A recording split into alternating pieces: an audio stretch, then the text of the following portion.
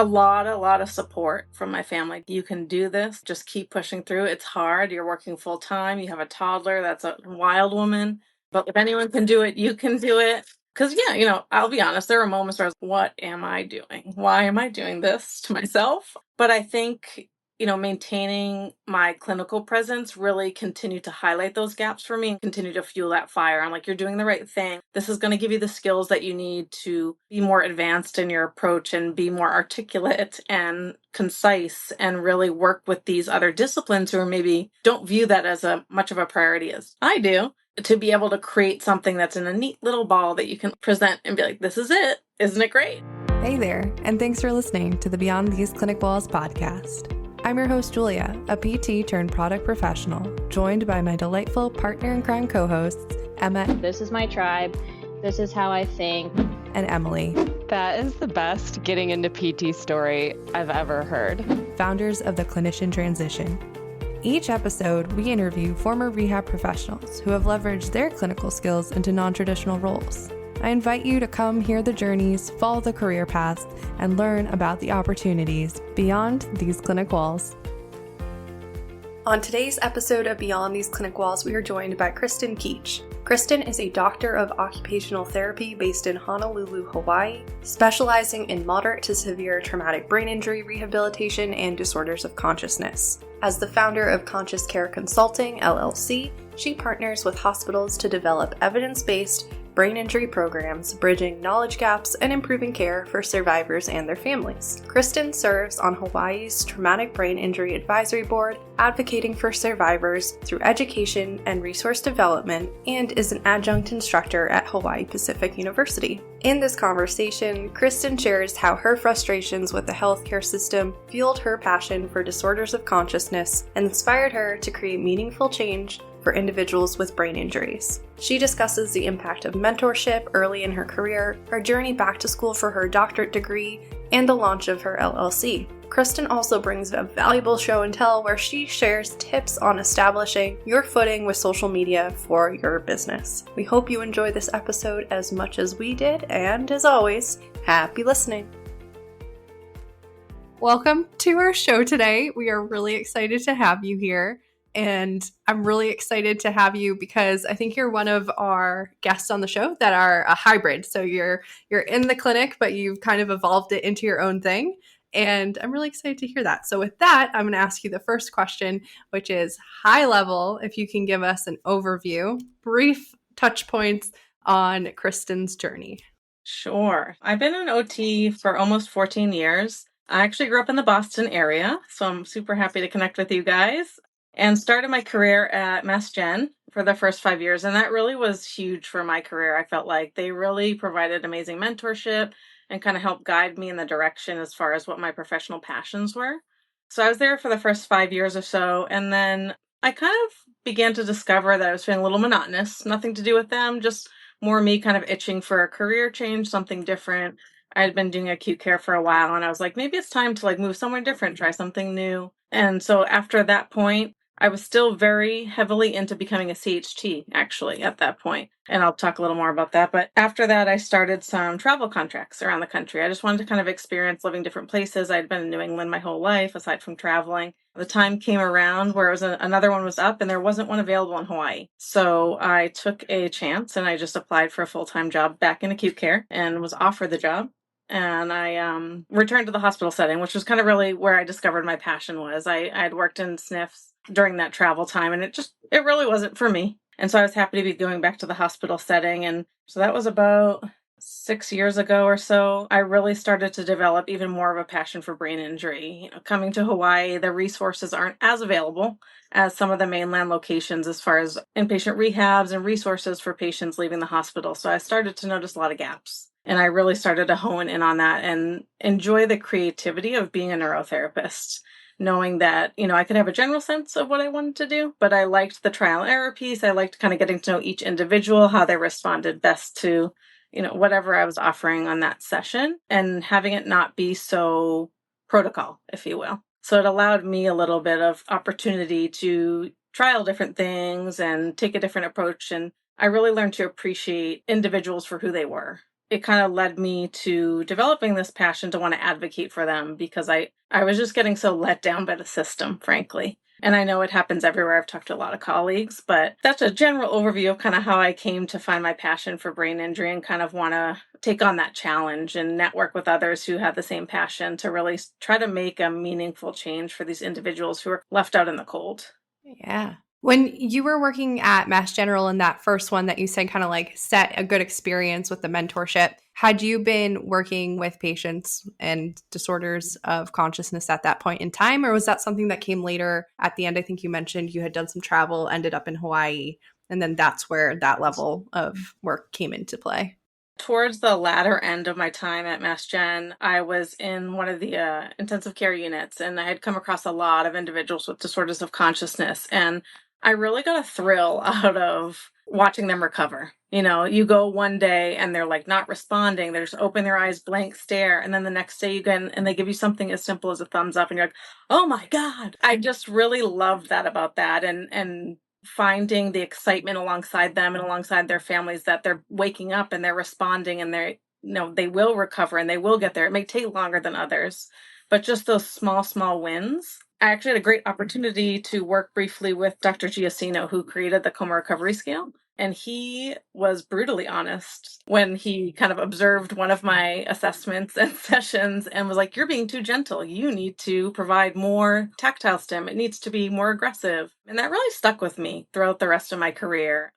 I feel like we get the feedback so often from people that are in a clinical setting right now, and maybe they're not having like the best experience or they're not being set up for success in the way that you had the great experiences at Mass General. Were there any like key things aside from that mentorship you got or that feedback from Dr. Giacino? Were there other things that were kind of like, now looking back on it, you're like, those were some really green flags that set me up for success later on, that maybe you would tell someone who's not in that situation for something to look to? Yeah. So like I said, the mentorship piece was huge for me because I had that one person who was really cheering me on. She's like, that's fantastic. You found a passion, like go with that. Here's some people to connect with. Here's what direction to go in that. Even if you're not at a center that's focused on teaching or learning, find that person that you see that passion in and that shares your passion and talk with them, chat with them, figure out where's your background? Where'd you get that passion? How can you help me? How can we help each other? Just because there's not like a formal program doesn't mean that you can't collaborate. And everywhere is different, right? When I came to Hawaii, I had much more experience under my belt. So I was taking on more of that mentor role versus the mentee. And I think for therapists who are more seasoned, at least for me, that gives me a lot of validation. I really enjoy helping younger clinicians keep their passion. As you mentioned, the healthcare system, in my own words, is a disaster. Putting it politely, yes. I'll be like Dr. Giacino and just put it bluntly, but it can really burn you out. And that's something that I started to experience later on, even with that passion for caring for brain injury individuals. I felt like the one person in the giant ocean. Like, how am I going to make this change just being this one individual with so many systemic limitations? So I would just empower clinicians to collaborate with others and find commonalities to try to keep that fire going and just be persistent. That's the thing that has helped me keep my motivation, is seeing the success stories in these individuals. I'm probably getting a little tangential right now, but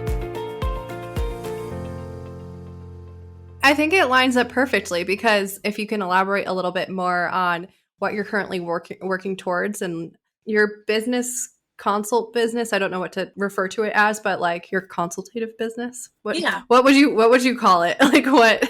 I call it a consulting business. So Conscious Care Consulting. Full disclosure, was an impulse buy of an LLC. I had this idea and I was like, you know what, I'm going to do it. And now's the time, even if it's a slow process, I want to find a way to bring hope to these families and empower these clinicians.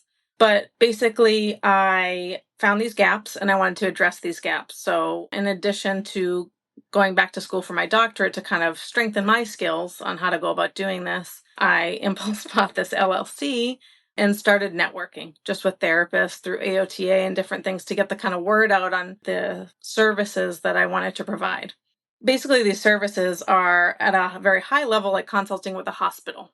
That's a very big picture. So working with teams to enhance their brain injury programs, making sure they're following the evidence, making sure they're comprehensive. Because we know these gaps exist, we have to kind of start 100% at day one, right? To try to get this person in the best place, prepare them the best we can in the event that they're not awarded this high intensity rehab that only a percentage of patients get at these skilled inpatient rehabs. And then on the latter end, I wanted to work more on a one-to-one basis to provide mentorship to OTs or other therapists, nursing, to help them feel empowered and skilled to be able to advocate at the level that I was trying to do as an individual.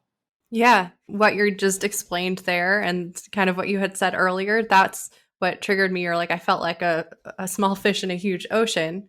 I think it's really creative that you're able to identify those gaps and then broaden your reach by creating your consulting service and being able to bring this into hospitals and teach others. I think that's a way that you're increasing your impact like tenfold. For listeners who might not be aware of the state of the field of brain health, and I'm going to say all the wrong terms, neuro health, brain health, consciousness level. Can you give us like a broad look into that? Because I took your MedBridge class, and every listener should do that today to get on board and understand Kristen's knowledge. But my takeaway from that was there are a lot of gaps. There's a lot of inconsistencies, and we're still trying to work towards the standard of care. So maybe you can elaborate a little bit on that. Really, there's been major advances in the available literature as far as what's the appropriate way to go about assessing for consciousness. And then also after you kind of come up with, okay, they're at this level of consciousness, this is what you do to intervene or provide intervention to help facilitate the recovery of consciousness depending on what level they're at. In my course, I'll highlight some of the recent publications that actually include clinical practice guidelines. So I think a lot of clinicians aren't even aware that these clinical practice guidelines exist. They were created collaboratively and are available for free online to access, but it's basically a series of recommendations that talks about what we should be doing, what's considered best practice based on the research that's been done so far, and again, how to assess and treat these individuals appropriately in order to give them the best possible chance of not only recovering consciousness, but meaningful functional recovery would be the ultimate goal. And I think what I try to highlight is these gaps are not our fault as clinicians, right? We come into a field mainly as generalists, and then we kind of find our passion, and then it's really on us to kind of seek out these specialty courses and figure out, okay, we want to take it on our own time to look more into this topic. So my argument is we need to start doing more education at the academic level. So before you're even entering the field for all disciplines, because there's really major gaps across the board. Part of what I try to do at the hospital I'm working at now is really educating at the consulting provider level and the nursing level as well, because the nurses in particular are spending the most time with these individuals. But aside from the, Q2-hour turns and kind of the basic care for someone who's not conscious, they really don't have anything beyond that. And again, not their fault. It's just not something that's typically included in a regular curriculum. Additionally, I try to use the literature a lot when I advocate. So I say, hey, did you know that this exists? Here's a copy of that. I have two questions that are just related to a couple of things you said before. One of them, you said, I did an impulse buy and got an LLC.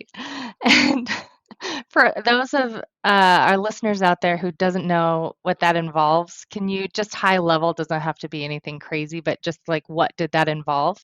Basically, going on the state's website and applying for a limited liability company, kind of describing what the company was going to be about, coming up with a name, all that kind of background information, paying them money, and then them emailing me back being like, congrats, you now have an LLC. It's really easy, but I'll talk a little bit about this later in the podcast. But I really had at least I felt, a clear idea of what I was trying to achieve before I did it. So yes, it was an impulse buy in the sense of, let's say I didn't have a formal business plan, but I had very clear goals for myself on what I wanted to achieve before I did it.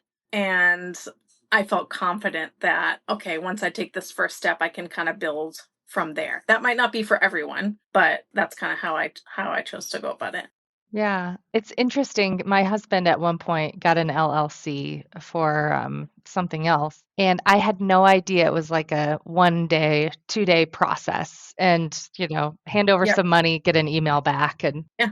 Yeah, just like going on Amazon. It's just like, oh, here's my money. Okay, cool. Now I have a business. There are stuff involved down the road as far as general excise tax and all this other stuff to apply to. So I will say my husband and I own a couple other businesses. So I had a little bit of experience on like kind of the additional steps or additional paperwork that might be involved. Maybe not immediately, but down the road as in particularly as like income and jobs came in. It has really helped me to try to stay organized, to have things in writing and have accordion folders and all that to keep track of all the documentation that's needed, creating folders on my laptop so I know directly where to go to find everything. Yeah, that would be my biggest advice is like just try to keep everything in a central location as best you can and set reminders because it's very, very easy to like forget to do what you need to do to kind of maintain things.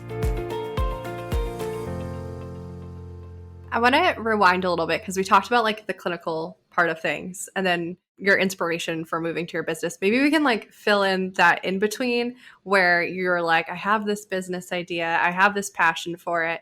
Can you walk us through how that formulated into more of a concrete plan before the LLC purchase? I really owe a lot of credit to the post-professional OTD program that I did back where I'm from at the MGHIHP. I actually had a colleague I worked with at MassGen and she like cold called me and was like, you should do this. You should definitely sign up for this program. I'm the director. You should do it. And she's also a very passionate OT. So I was like, okay, yeah, I'll do that. That sounds great. It's like definitely what I need in my life right now is like more stuff to do. But I don't regret it in the least. I mean, it was an amazing experience and it really took me beyond just like a clinical OT to like thinking outside the box and getting more non-traditional. Gave me those skills on like, okay, what are the steps you need to take to network, to build this business from the bottom up, to just have a sensical idea. And it was nice because the program caters to a problem that you identify and then helping you to build the skills and give you the resources to solve that problem.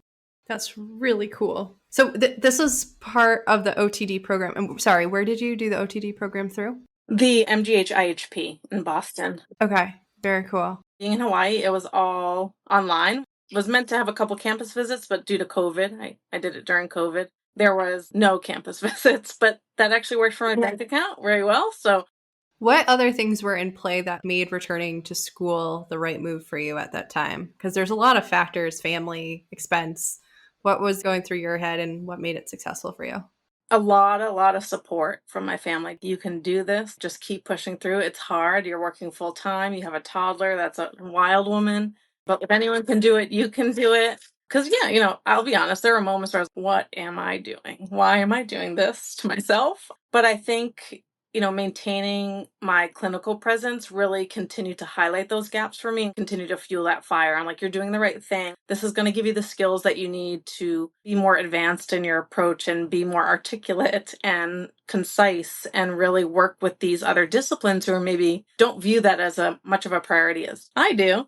To be able to create something that's in a neat little ball that you can present and be like, this is it. Isn't it great? Versus like, I don't know if you guys watch Always Sunny in Philadelphia, but that meme of Charlie with all like the yarn and the string and like the papers and he's like going nuts and like pointing to all these different things. That was you in your... Yeah, so many ideas. Oh my God, I want to change the world. So it really helped to have the mentorship through that program to be like, oh, okay, this is your problem. Okay. Let's back up a little bit. What's causing this problem? How are we going to fix this problem? What can we do to move forward? Yeah, you OTs are so sneaky. Do you know Amanda Mack? Yes. Mandy Mack. Yes. Yeah, Mandy. Yeah. She was one of my instructors at the IHP, actually. Yeah, she's one of our good friends, but she's now the instructor working to put together the course curriculum at St. Louis, Washington. It's Washington University in St. Louis, right? Washington, yeah, there's a lot of cities there. One combination of that. But she's doing incredible things over there. And I'm just like so jealous of these wonderful OTD programs that build on your clinical knowledge and then you get to target a big problem like what you're working on now and lead you through it. Like when you go to undergrad, it's, hey, learn about psychosocial factors and here's some anatomy and physiology. And you're just like, okay. Yeah. And that stuff is important at the core, but it's like not necessarily something like I'm really passionate about how like the humeral head connects to the shoulder and blah. I don't. Some people are, and that's okay. That's cool. Yeah. And if there's any OTs listening out there that are looking for OTD programs, what Kristen just said, and I cannot speak highly enough of Mandy and the work she's doing. So one to definitely consider in your search if that's the route you're taking. So your problem was creating like a multidisciplinary approach to, I'm going to use the wrong term again, but traumatic brain injuries. So it literally helped you build this program. Correct. Yeah. So I decided to specifically focus on disorders of consciousness in particular, which is kind of for those neuro people listening, that like Rancho 1 to 3, they're not super responsive. Generally speaking, they tend to have a poor prognosis that's imposed upon them due to lack of knowledge of the potential to recovery. If you view my MedBridge course, I'll share some really stunning statistics. Yes, basically, I had this idea that there's major gaps across disciplines, and I used that to create what I felt was a more comprehensive care model on how to address gaps in knowledge and awareness of what's available in the literature, and then apply that to actual clinical practice to, again, see that hopeful change in accessibility and equitability in care. I feel like that's a big question for people and clinicians is like, should I go back to school? And it sounds like in this case, like you were saying, Jules, for OTs, if a lot of programs are structured that way, it might make sense if they can help you, create a program that then you can later sell or consult with or capitalize on in some way. And I don't know if it's just transitional OTD programs that do that, but yeah, the DPT is structured slightly differently, I guess, to my knowledge, in most cases. So it might be a little bit different for physical therapists. Although, harkening back to our conversation with Dana, she gave us some really good, inspiring words about still being good to have DPTs and get the DPT. But, anyways, I digress. I just thought that was a really cool nugget that going back to school really did help your non-clinical, non-traditional career. Yeah, and I will say that it worked for me, right? But I'm just an individual. Like I knew what my needs were, I knew what I felt like I was capable of, and I think it really helped to boost my confidence as well. Because I think going into it, I was like, oh, I've been doing acute care like most of my career. Like, am I too niche? Like, is this all I know? Am I like overconfident in like what my expertise and skills are? But so many great things came from that as far as like opportunities to present at conferences. Then that's how I really started networking, as people were reaching out to me being like, hey, I saw your presentation, your care model's cool, like, or more than cool. It seems really helpful, and we'd love to like do it at our hospital. And so kind of starting those conversations. Also, the opportunity for MedBridge arose from that as well. Yeah, so I think it's definitely based on an individual need. Like for me, it worked, yes, but maybe for you, you're really good about being resourceful and using Google to figure out like how to go about doing that, and that's okay too. But I can't say enough about the program really for myself. It really helped to like boost things in the direction I wanted to go. Yeah, I was talking to Mandy about her program when she was setting it up too. And I think she was trying to set up like different avenues where if there's like a business case that you wanted to address and like pursue it, you can go in that direction. If you wanted to like go advanced clinical, you could pursue it that way, or you could do like advanced research. And I'm probably not doing that right, but I think she's like looking to have it be in these like 3 different pillars of direction.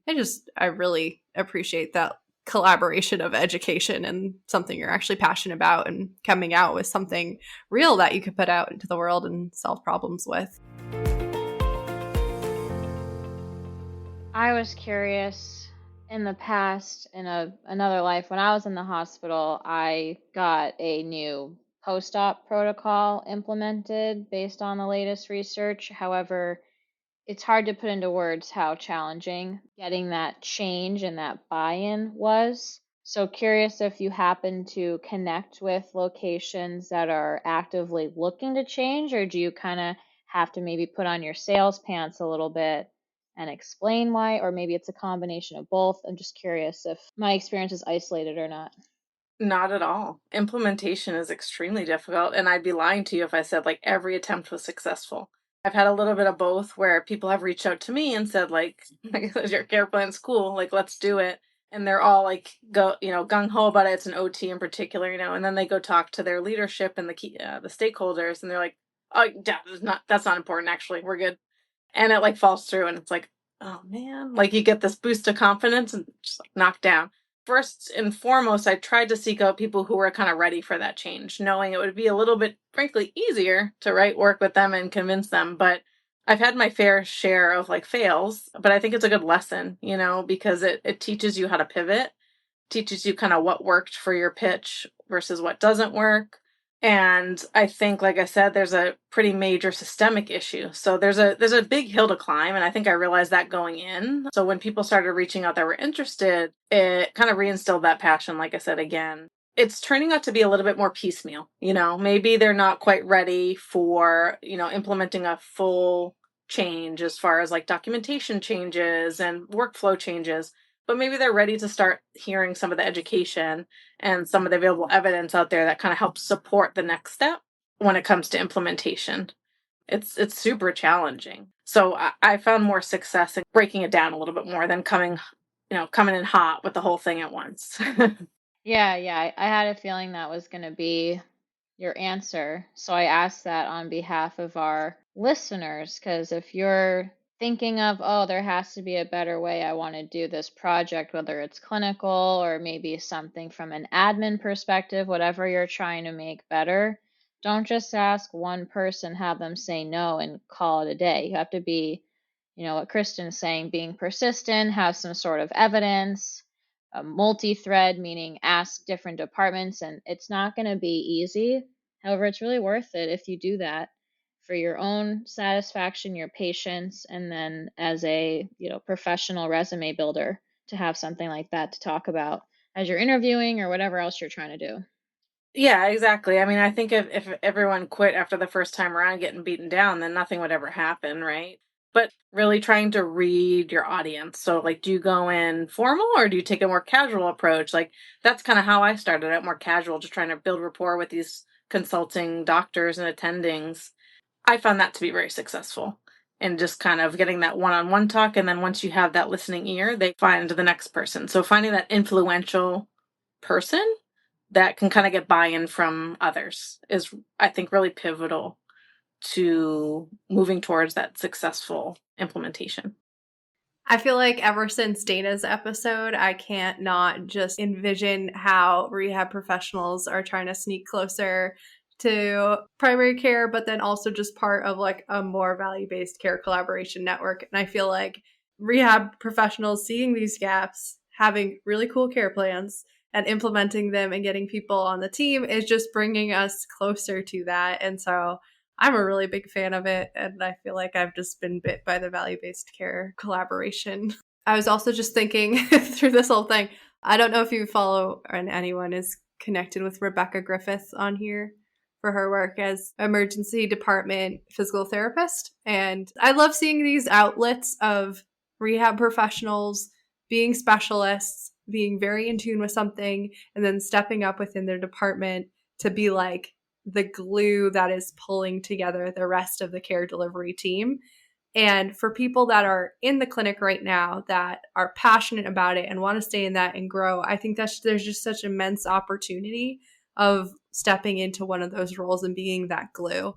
Well, I think too, like it's in a way, a dual purpose, right? Because I've always been passionate about OT in general, and I've always wanted to bring a voice to OT to the table because I feel like it's always like the other therapy. What does OT do? Oh yeah, they can like teach you to put your pants on, but like nothing else. And we have such like a large scope, right? Back to what you said, kind of playing that important role on your team, because I think leadership plays a big role even within your department. So sometimes I find myself needing to even just advocate for OT within my department because it is so PT driven, which again, very important, but it needs to be a team effort in order to get the most benefit. Something that you did, you noticed the gap, but you were advocating for the patient or tech like your end user, but then you were tying it back to the business needs. And that's really, I think, what you get the buy-in from the top stakeholders that put your plan into literally the buy-in that puts that plan into action with those business goals.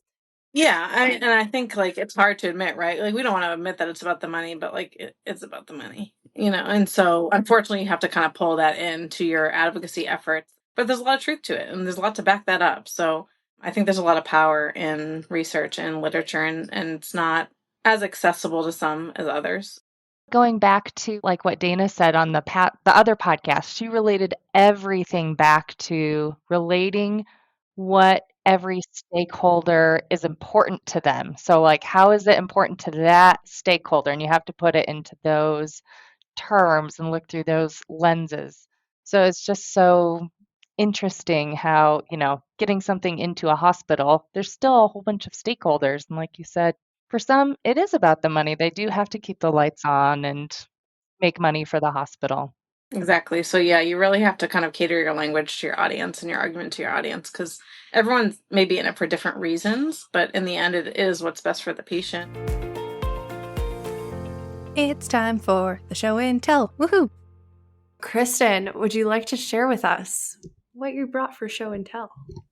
All right. So after much brainstorming, part of developing this business, I wanted to create a presence. And I elected to go the social media route because it is more with the times. I am going to try to develop a website ultimately, but I'm going to have some younger folks help me with that piece. But basically, yeah, I just wanted to share some kind of pearls that I've learned as I continue to build my social media presence, knowing that it can be kind of translated across the board, no matter what you're trying to do or what you're looking for. So I'm going to share 5 tips to start your social media presence. I'm going to start with the first one, something we already kind of touched on, but you want to be clear with your goals. So what's the why behind what you're doing? That really helps to bring in that passion. Because if you're just there and like, hey, this is like really great, or this is cool, and like you should do it too, like that's okay.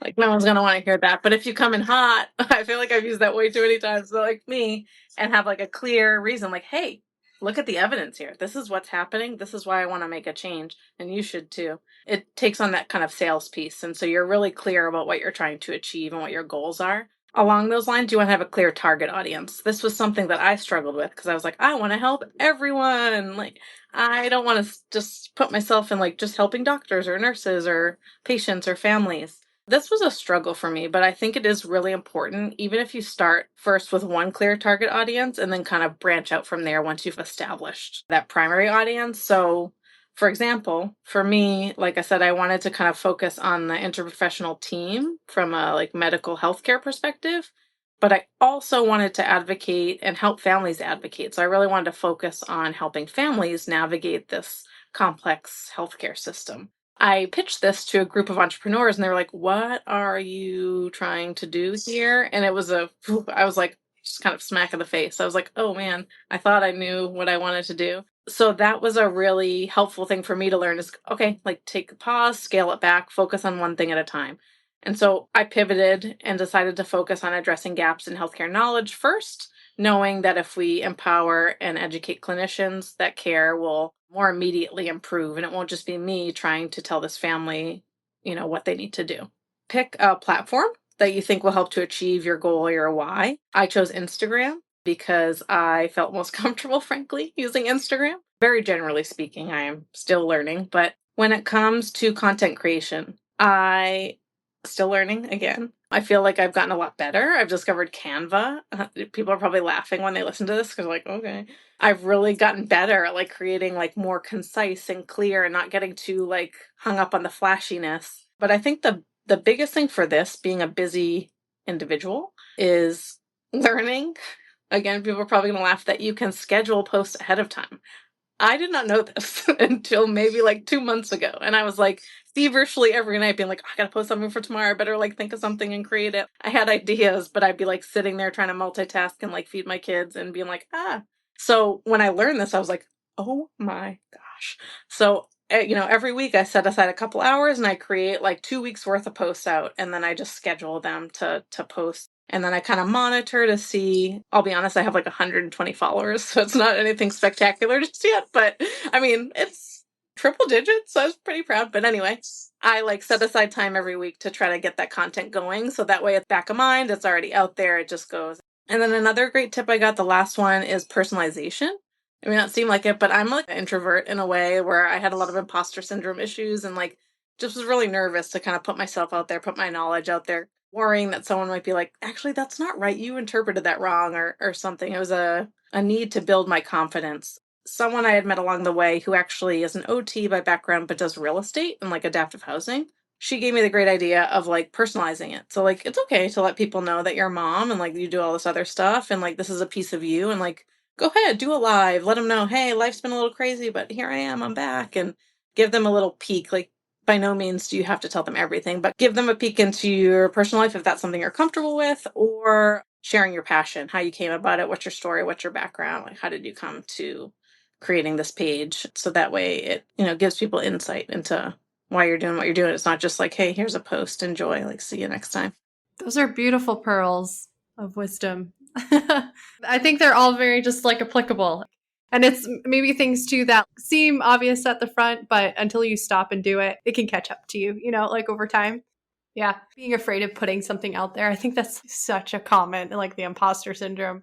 That is such a common feeling that I think everyone out there feels that way. And is probably in the top barrier for why people like don't go ahead and pursue something or just don't move forward with one of their ideas. So I think so many people can relate to that. Yeah, and it really takes like folks like you guys, people that have reached out from conferences to boost that confidence, or just like the responsiveness to the post. I'm like, oh, cool, people really like that one. That's neat. My favorite thing that we've done is the fridge, and actually Emma and Emily are so much better at doing this. But we have just a Google Doc called the fridge, and then any like nice feedback we get on the podcast, we put it on there. And then on a sad rainy day, I just read through it, and I'm like, we made a change. Like, look at that, Kiwi, we did something, and it's great. But that's what you got to do, right? You got to like, I mean, you're your own person. You got to advocate for yourself. You got to toot your own horn, because like no one else is going to do it as well as you do. No one else can speak to your passion, your expertise. And I think to fill your fridge there, like this has been such a positive experience for me, because you guys are just so cash. And I just really like the ease of back and forth. It's not formal. I'm glad you like the MedBridge, but that was terrifying for me, because I was like, felt like a little robot that was like, read this literature. It's really cool, nerd. And like, it feels so formal. And so I really love the context of this, where it's a bit more like just conversational. Well, Kristen, it was very nice having you on here today. I would say my biggest takeaway was hearing your passion and your story and turning that into a business. And I'm not minimizing or saying it was easy by any means, but at the same time, it's not like you had to go to Oxford Business School or something like that. You go online, you do an LLC, you kind of have some sort of, like you said, vision, and it's very doable. And then at what we were talking about at the end, you don't have to have all the answers or know every single little thing. You just have to be passionate, have a vision, and go online and pay a couple $100 and have an LLC, and you can get started. I think that's really exciting, and anyone who's listening, really consider that. There's a lot of people who want to get completely out, and we are, of course, supportive of that. However, I do think people sometimes skip over still being really connected with the clinical world, just in a different way. Anyways, I thought that was really neat to hear your perspective. You've given us so much. Is there anything us on the call or anyone listening can do to support you and what you're doing? Well, I'd love a few more follows on my Instagram page. It's Conscious Care Consulting LLC. But thank you so much. This has been so enjoyable. And if everyone can just give me a follow on Instagram, I'm happy. If you have other questions or you want to reach out to me there, that's the best way. And, maybe you share my passion. That'd be super sweet to connect. Yeah, or if you're working at a hospital and you're looking for a feather in your cap, make that introduction. Yeah, I can help you talk to these stakeholders. I've talked to a few now, so if you need some advice on that, let's connect. Thanks to everyone for listening to this episode of the Beyond These Clinic Walls podcast. As always, be sure to follow us on LinkedIn and Instagram at Beyond These Clinic Walls for all the latest updates and episode releases. Make sure to join the Clinician Transition group on LinkedIn and Slack to be part of the networking community for like-minded rehab professionals. Questions, comments, concerns, or do you know someone who might make an excellent guest on our next show? Reach out to us at beyondtheseclinicwalls@gmail.com. And as always, thanks so much for listening.